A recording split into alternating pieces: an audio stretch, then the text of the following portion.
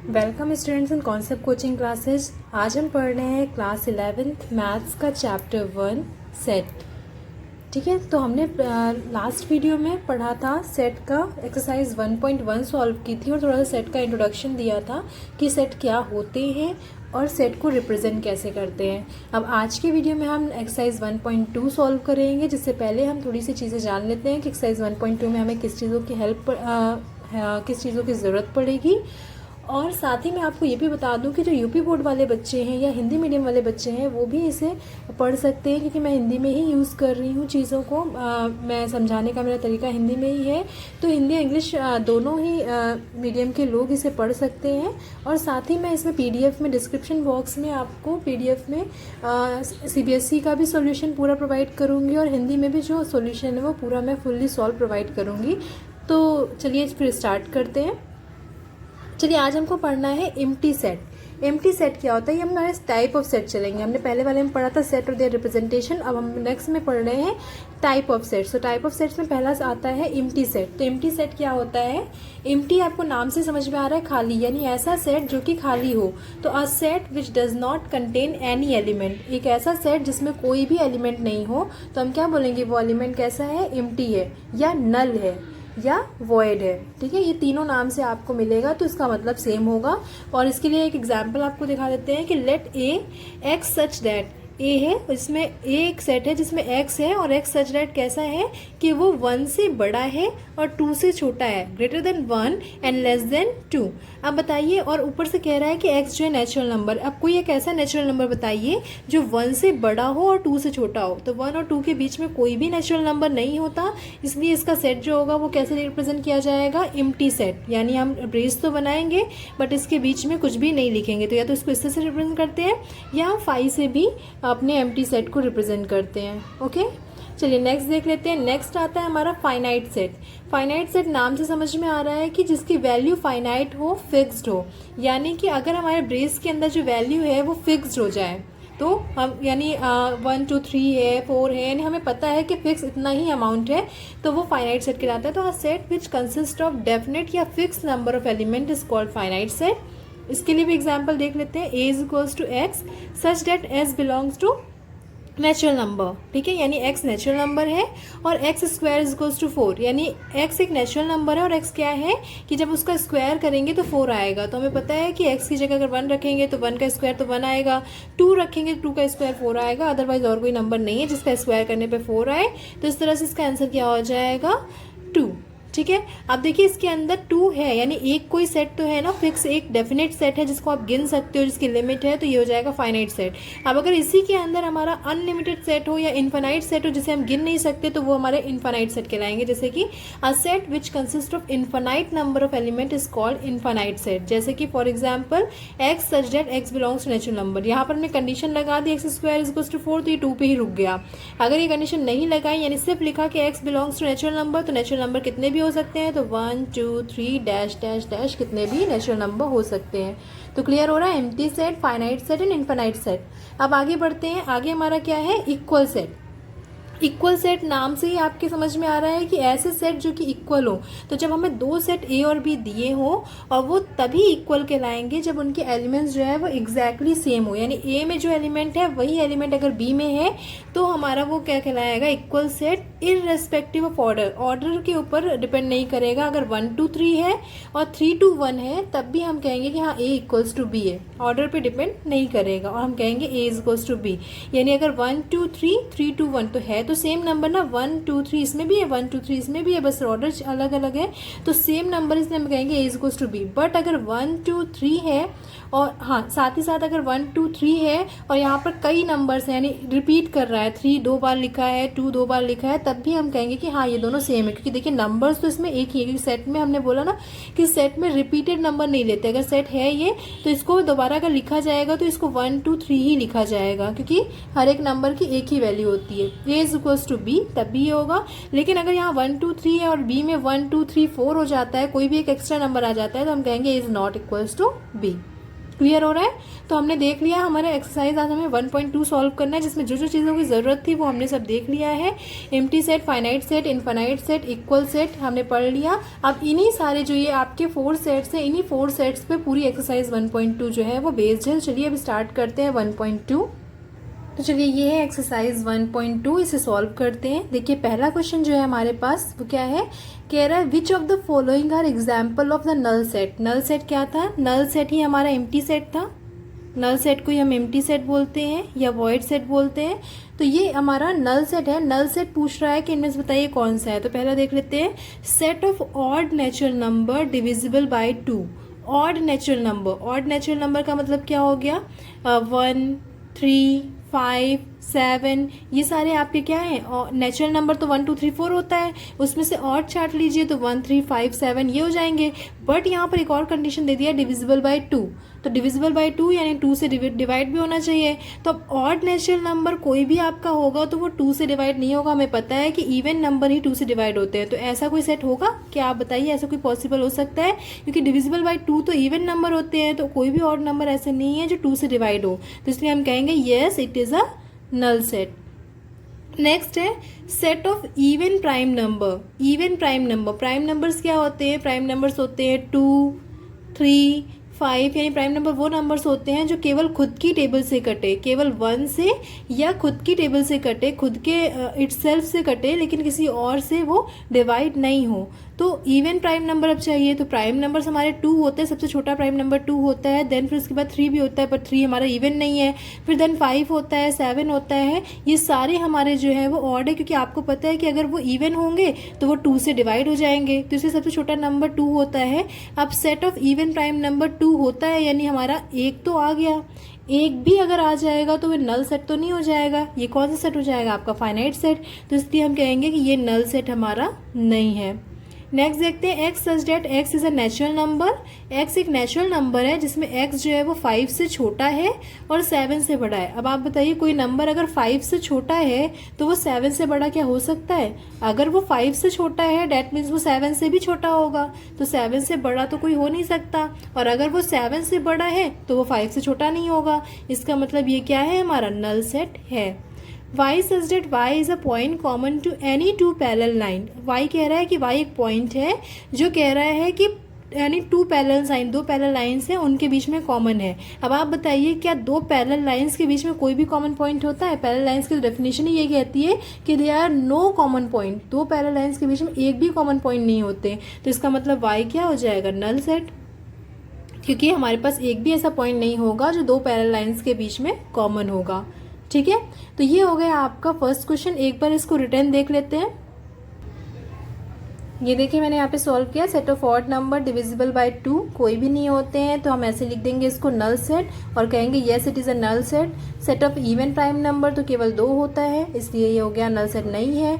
X हमारा 5 से बड़ा और 7 से एक्स 5 से छोटा और 7 से बड़ा ऐसा कोई नंबर नहीं होगा, तो ये भी नल हो गया।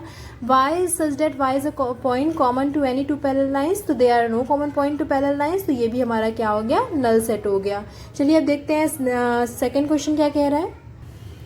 तो according to second question which of the following sets are finite और इनफाइनाइट। कह रहा है कि कौन सा सेट जो है फाइनाइट है या इनमें से बताइए कौन इनफाइनाइट है। तो फाइनाइट और इनफाइनाइट हमें चेक करना है। तो the set of months of a year, set of months of year that means कि हमारा पता है हमें कि मंथ एक ईयर में कितने 12 मंथ्स होते हैं। 12 हमारे फिक्स हैं, जनवरी फरवरी मार्च अप्रैल, यानी कि हमारे पूरे दिसंबर तक जो है वो सेट फिक्स्ड है। देखिए इसको हम इस तरह से लिख सकते हैं।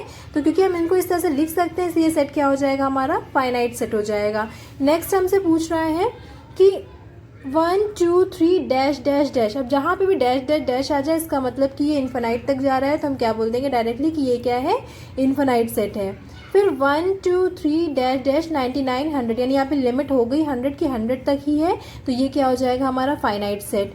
The set of positive integer greater than 100। अब 100 से बड़ा पॉजिटिव इंटीजर, तो 100 से बड़े तो पता नहीं कितने पॉजिटिव इंटीजर हो जाएंगे, 101 102 103 सो ऑन। तो इसलिए से ये क्या हो जाएगा? हमारा इन्फिनाइट सेट। वही set of prime number less than 99, तो लेस देन 99 हमारे पास क्या है?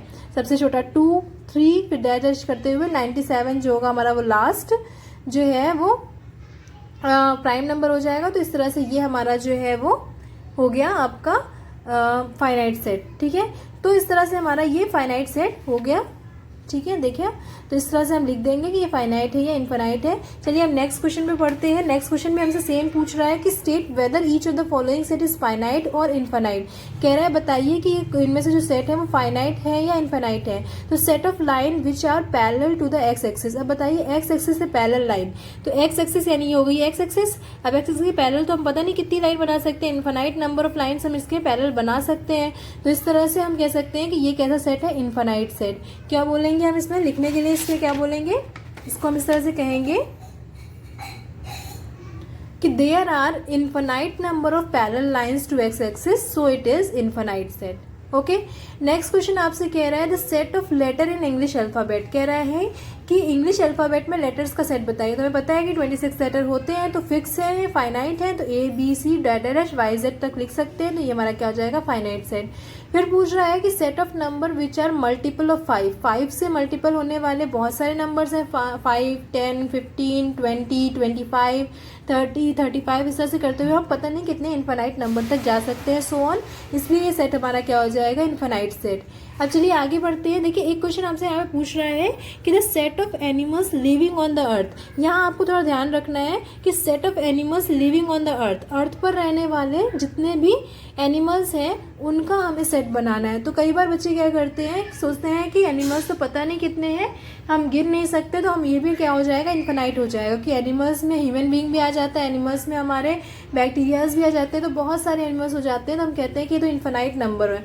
बट आप यहाँ पे ध्यान रखिएगा कि एनिमल्स इनफाइनाइट नहीं हो सकते, हम उन्हें गिन नहीं सकते हैं, हमारे पास हम छोड़ देते हैं कि हमारी कैपेसिटी नहीं है, चलिए हम नहीं गिनते हैं, बट उन्हें गिना जा सकता है। तो कोई भी चीज़ जिन्हें गिनी जा सकती है वो फाइनाइट सेट होते हैं, जिन्हें गिना ही नहीं जा सकता वो इनफाइनाइट होते हैं। तो सेट ऑफ एनिमल्स को हम लोग फाइनाइट सेट की कैटेगरी में रखेंगे। इसी तरह से आपको अगर पूछा जाए कि आपके सर पे कितने बाल हैं, तो आपके सर पे कितने बाल हैं, आप सोचोगे कि ये तो इनफाइनाइट नंबर है, ठीक है, तो वो इनफाइनाइट नहीं होगा। कितने तारे होते हैं, तो तारों का यानी कि स्टार्स की काउंटिंग भी होगी, तो वो भी हमारा फाइनाइट सेट होगा। सर पे कितने बाल होते हैं, तो वो भी आपका फाइनाइट सेट होगा, ये इनफाइनाइट सेट में नहीं आएगा। ये आप ध्यान रखिएगा कि जिनकी भी लिमिट होती है, जिन्हें गिना जा सकता है, हम गिनते नहीं हैं, लेकिन पॉसिबल है कि उन्हें गिना जा सकता है, तो वो सब फाइनाइट सेट में आएंगे। ठीक है, the set of circle passing through origin 0, 0। अब देखिए 0, 0 ओरिजिन, यानी ये 0, 0 ओरिजिन वाला एक सर्कल है, ये सर्कल है जिसका ओरिजिन 0, 0 है। तो इस सेंटर वाले हम पता नहीं कितने सर्कल बना सकते हैं, इनफाइनाइट नंबर ऑफ सर्कल बना सकते हैं, कोई लिमिट नहीं है। तो इस तरह से हम इसको कह सकते हैं कि एक ऐसे सेट है, इनफाइनाइट सेट है, क्योंकि as there can be infinite number of circle made, ठीक है, फ्रॉम दिस ओरिजिन 0, 0। ओके, तो ये हो गया आपका सेकेंड क्वेश्चन भी, सॉरी आपका हो गया थर्ड क्वेश्चन। थर्ड क्वेश्चन तक हमारा कंप्लीट हो गया। अब चलिए आगे बढ़ते हैं। फोर्थ क्वेश्चन देखिए क्या कह रहा है, in the following state whether A equals to B और नॉट। हमने देखा कि जो हमने नोट्स बनाई थी ऊपर, हमारा सबसे पहले हमने नल सेट की नोट्स बनाई थी, तो नल सेट से क्वेश्चन पूछा गया, देन फाइनाइट और इनफाइनाइट सेट से पूछा गया, तो तीनों क्वेश्चन हमने आराम से कर लिया। नेक्स्ट हमने क्या लिखा था, इक्वल सेट। तो याद करिए इक्वल सेट में हमने क्या लिखा था कि दो सेट्स में अगर सेम नंबर ऑफ एलिमेंट्स होते हैं तो वो इक्वल होता है, और अगर सेम नंबर ऑफ नहीं होंगे तो इक्वल नहीं होगा, इररिस्पेक्टिव ऑफ ऑर्डर चेंज हो सकता है। तो चलिए यहाँ पे देखते हैं, A is equals to A B C D, यहाँ पर है डी सी बी ए। चलिए मिलाते हैं, ए इसमें भी है, ए इसमें भी है, बी इसमें भी सी है, इसमें भी सी है, डी है, डेट मीन्स ए जो है वो बी के इक्वल होगा। तो yes, A equals to B. Next check करते हैं 4, 8, 12, 16। यहाँ पर 4 है, 8 भी है, बट 12 नहीं है। जैसे 12 नहीं है हमें आगे चेक करने की जरूरत नहीं है। जैसे 16 तो देखिए यहाँ पर है, 12 नहीं है, डेट मीन्स कि ये ए इक्वल्स टू बी नहीं है। तो इसको हम ऐसे भी डिनोट करते हैं, ए इक्वल्स टू बी नहीं है तो मैं इक्वल लिखकर ऐसे कट कर देते हैं कि A is not equal to B. 2, 4, 6, 8, 10, ठीक है। और यहाँ पे क्या बोल रहा है बी में कि x B is equals to x such that x is positive even integer. X एक पॉजिटिव इंटीजर है, ठीक है, और साथ ही इवन है। तो इवन है और कैसा है, 10 से छोटा और बराबर है। 10 से छोटा और बराबर है, नहीं कि 10 से छोटा आपका पॉजिटिव इवन इंटीजर क्या हो जाएगा, पॉजिटिव इंटीजर है यानी 2 होगा। अगर निगेटिव बोलता है या सिर्फ इंटीजर बोलता तो -2 पे भी जा सकते थे, पर पॉजिटिव बोला तो 2 हो गया। 2 के बाद इवन दूसरा नंबर क्या हो गया 4, फिर देन 6, फिर 8, फिर 10 पे आके इसने लिमिट बंद कर दी, यानी लिमिट लगा दी कि 10 के बाद नहीं होगा। तो क्या क्या नंबर हो गए, 2 4 6 8 10। तो इस तरह से ये क्या हो जाएगा हमारा, तो क्या हो जाएगा हमारा, पहला ए वाला दिया ही था 2 4 6 8 10, और सेट बिल्डर फॉर्म में यहाँ पर भी दिया। जब इसको भी हमने रोस्टर फॉर्म में चेक किया तो 2 4 6 8 10 ही आ रहा था, यानी दोनों सेट इक्वल आ रहे थे। तो हमने क्या बोला, ए इक्वल्स टू बी। ध्यान रखिएगा इस चीज़ को, यहाँ पे पॉजिटिव इवन इंटीजर बोला था इसलिए हमने 2 से स्टार्ट किया। अगर सिर्फ इंटीजर बोला था तो हमारा निगेटिव भी हो सकता था और तब ये सेट हमारा इक्वल नहीं होता, या अगर हमसे सिर्फ बोलता निगेटिव इवन इंटीजर तब भी हमारा क्या होता, सेट इक्वल नहीं होता, कि यहाँ पे सारे पॉजिटिव नंबर है। नेक्स्ट क्वेश्चन देखिए क्या बोल रहा है कि A is equals to x such that x is a multiple of 10। एक्स जो है वो 10 का मल्टीपल है और यहाँ बी इतना दिया हुआ है। 10 के मल्टीपल्स नंबर क्या होते हैं जो 10 की टेबल में आए, 10 20 30 डैट डैश। यहाँ पे क्या है 10 15 20। अब यहाँ पे 15 25 जैसे नंबर नहीं होते तब जरूर ये सेट क्या होता है, एक दूसरे के इक्वल हो जाता है, बट यहाँ पर हमारा 15 भी आ गया जबकि यहाँ पे 15 नहीं है। तो इस तरह से हम कहेंगे कि A is not equals to B. तो इस तरह से ये हो गया आपका क्वेश्चन नंबर 4 भी कंप्लीट हो गया। अब चलिए आगे बढ़ते हैं, क्वेश्चन नंबर 5 देखते हैं। 5 भी हमसे यही पूछ रहा है कि are the following pair of set equal, give reason. बोल रहा है कि बताइए कि जो फॉलोइंग पेयर ऑफ सेट है वो इक्वल है या नहीं, और अगर है या नहीं भी है तो भी आप उनका रीजन दीजिए। तो चलिए देखते हैं पहला क्वेश्चन क्या बोल रहा है। ए इज इक्वल्स टू 2 3 कह रहा है सेट ए है जिसमें 2 3 है और बी है जिसमें एक्स है, सच डेट एक्स जो है वो सॉल्यूशन है x square plus 5x plus 6 equals to 0। अब याद करिए ये x square plus 5x plus 6 जो है वो हमारा क्वाड्रेटिक इक्वेशन है जो कि हमने 10th क्लास में पढ़ा था। 10th क्लास में हमारा 3rd या 4th चैप्टर था क्वाड्रेटिक इक्वेशन, जिसमें हम इसको सॉल्व करते थे। तो इसको सॉल्व कर लेते हैं पहले, तभी तो हमें सॉल्यूशन मिलेगा, तब हमें बी सेट मिलेगा, तब हम पता कर पाएंगे कि ए बी के इक्वल है या नहीं। तो चलिए देख लेते हैं इसको सॉल्व करने के लिए। तो जब हम फर्स्टली इसको सॉल्व करेंगे तो x square plus 5x plus 6 है, प्लस करने पे 5 आया और मल्टीप्लाई करने पर 6 आना चाहिए। तो दो नंबर हमें लिया 3 और 2, जिनको मल्टीप्लाई करने पर प्लस करने पे 5 आ रहा था, मल्टीप्लाई करने पर 6। तो x square plus 3x plus 2x plus 6। अब यहाँ से x कॉमन ले लेंगे तो ये हो जाएगा x प्लस 3 प्लस 2 कॉमन ले लेंगे x प्लस 3। इस तरह से x प्लस 3 कॉमन हो जाएगा और x प्लस 2 हो जाएगा और आएगी x की वैल्यू -3 -2। अब क्योंकि b जो था यही सॉल्यूशन था तो b इज इक्वल्स टू हो गया -2 -3। अब given that a is equals to 2 3 but b is equals to -2 -3, तो एलिमेंट सेम नहीं है, इसलिए हम क्या बोलेंगे a is not equal to b, as -2 is not equals to 2 -3 is not equals to 3। Next question देखिए हमसे क्या बोल रहा है, कह रहा है कि a is equals to x such that x is a letter in the word follow. कह रहा है कि फॉलो वर्ड में जो लेटर है वही हमारा a का सेट है, और दूसरा b कह रहा है वोल्फ में जो हमारा लेटर है वो इसका सेट है। तो अब देखते हैं फॉलो का मतलब क्या हो गया। फॉलो का जब हम सेट बनाएंगे तो हमें पता है कि रिपीटेड नंबर नहीं लेते हैं, तो एफ को एक बार ले लिया, ओ ले लिया, एल डब्ल्यू, ऐसे बी में देखा डब्ल्यू ओ एल एफ। अब बताइए दोनों में सेट जो है सेम सेट है, बस ऑर्डर चेंज है, बट नंबर्स एफ है, ओ भी है, एल भी और डब्ल्यू भी है। तो इस तरह से ए जो है बी के इक्वल है क्योंकि एलिमेंट सेम है ए और बी में, तो हम कहेंगे कि ए इक्वल्स टू बी। तो इस तरह से ये हमारा जो है 5th क्वेश्चन भी होके तैयार हो जाता है। आई होप कि आपको समझ में आ रहा होगा। तो 5th क्वेश्चन तक हमारा हो गया है। अब नेक्स्ट एंड लास्ट क्वेश्चन देख लेते हैं। 6th क्वेश्चन हमसे क्या कह रहा है, तो 6th क्वेश्चन हमसे कह रहा है कि from the set given below select equal set. इनमें से बताइए कि इक्वल सेट कौन सा है। देखिए बहुत ही इंटरेस्टिंग है, बच्चों वाला क्वेश्चन है ये, बहुत ही छोटा सा क्वेश्चन है। इसमें बस आपको क्या करना है, देखना है जिनके सेट सेम होंगे वो इक्वल है और जो सेम नहीं है वो इक्वल नहीं है। तो ए देखिए 2 4 8 12। अब 2 4 8 12 वाला यहाँ पे देखते हैं, किसी में भी 2 4 8 12 है। देखिए यहाँ पे 4 8 12 तो है पर 2 नहीं है, दैट मीन्स ए के बराबर कोई भी सेट यहाँ पे नहीं है। बी देख लेते हैं, बी है 1 2 3 4। यहाँ पे देखिए डी है 3 1 4 2, सेम है, तो हम क्या बोलेंगे कि बी जो है वो इक्वल है डी के। एक सेट हमें मिल गया, एक पेयर हमें मिल गया। अब नेक्स्ट देखते हैं सी किसी के इक्वल नहीं है, डी तो इक्वल हो गया बी के। फिर चेक करते हैं -1 1, ई जो है -1 1 है और जी भी जो है 1 और -1 है, डैट मीन्स ई और जी भी जो है एक दूसरे के इक्वल है, तो हम कहेंगे दूसरा सेट मिल गया हमें इक्वल्स टू जी। ये है 0 ए और ये है 0 1, तो दोनों अलग अलग नंबर्स हैं, यहाँ ए है यहाँ 1 है, तो इस तरह से कोई भी सेट हमारा इक्वल नहीं है except A B is equals to D and E equals to G. तो हमारा आंसर हो जाएगा B is equals to D and E equals to G. तो आज के लिए इतना ही, ये हो गई हमारी एक्सरसाइज 1.2 भी सॉल्व हो गई। आई होप कि आपको समझ में आया होगा, और जो भी नहीं समझ में आएंगी वो आप कमेंट बॉक्स में कमेंट करिएगा, मैं उस क्वेश्चन को दोबारा समझाने की कोशिश करूँगी। और आप अपना इसको देख लीजिए। उसके बाद मैं इसका सॉल्यूशन जो है वो प्रॉपर सॉल्यूशन आपका PDF में डिस्क्रिप्शन बॉक्स में प्रोवाइड कर दूंगी, आप वहाँ से जाके इसे देख लीजिएगा। चलिए तब तक के लिए फिर thank you for watching this video. Goodbye, good luck.